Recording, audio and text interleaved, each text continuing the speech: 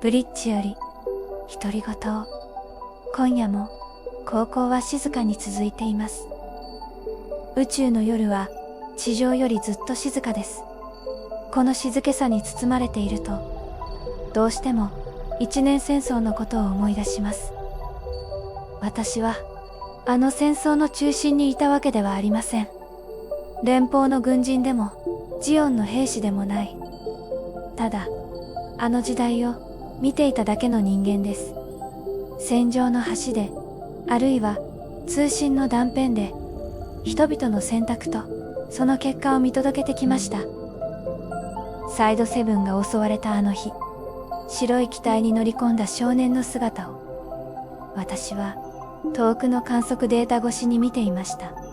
あれが全ての始まりでした。ルーム戦役では、赤い機体が描く異様な奇跡を、ただ黙って見ていることしかできなかった。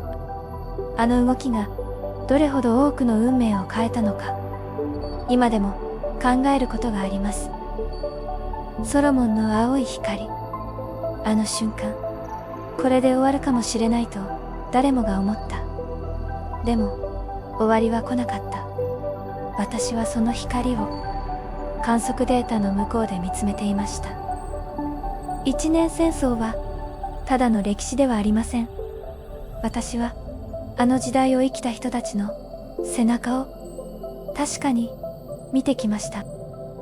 彼らが何を守ろうとしていたのか、何を失ったのか、その答えを探すように今もこうして語っています。この番組では記録ではなく心に残った物語を話していこうと思います。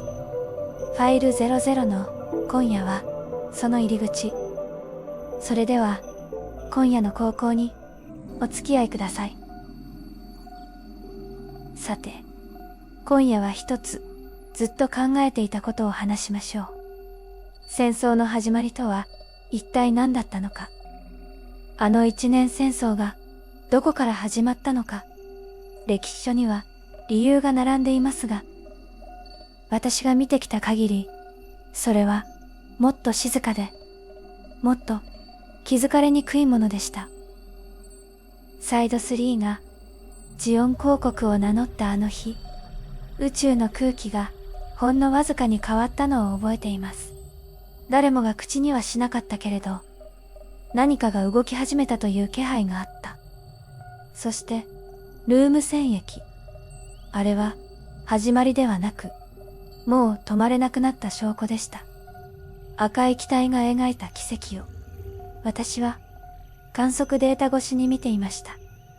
あの動きがどれほど多くの運命を変えたのか、今でも考えることがあります。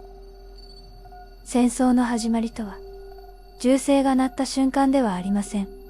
怒りや不満や諦めが少しずつ積み重なっていく。誰も気づかないうちに、それが戦争という形になってしまう。一年戦争は、人々の心の中にあった見えない火種がゆっくりと燃え広がった結果でした。私はその火が灯る瞬間を遠くからただ見ていることしかできなかった。今夜はそんな話をしてみました。戦争の始まりを知ることは、戦争の終わりを考えることでもありますから。それでは、また次の高校で、その夜も聞こえていれば、どこかの星の片隅で